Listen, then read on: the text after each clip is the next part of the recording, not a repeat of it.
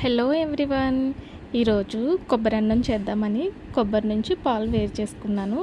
అయితే నేను ఈ కొబ్బరి అన్నం చేస్తుంటే నేను చేసిన ఒక పని ఒకటి నాకు గుర్తొచ్చింది. అంటే అది 2018 అనమాట. కొబ్బరి అన్నం చేద్దాం అనుకున్నా, బట్ కొబ్బరి పాలు లేవు. మామూలు మిల్క్తో రైస్ చేసేసాను.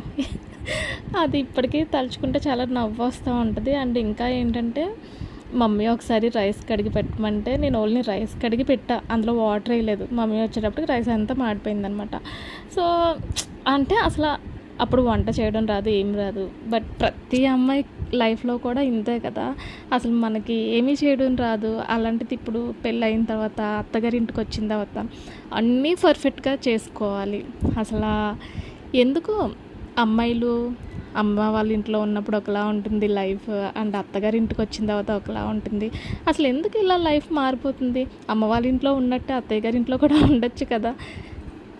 ఏంటో కదా, ప్రతి అమ్మాయి లైఫ్ ఇంతే కదా. అసలు ఏమీ రావు, కాకపోతే పెళ్ళయిన తర్వాత అన్నీ నేర్చుకొని అన్నీ పర్ఫెక్ట్గా చేయాలి. ఇదే గర్ల్ లైఫ్ అనుకుంటా. ఎందుకో చెప్పాలనిపించింది ఈరోజు. ఫైనలీ రైస్ అయితే ఇలా వచ్చింది.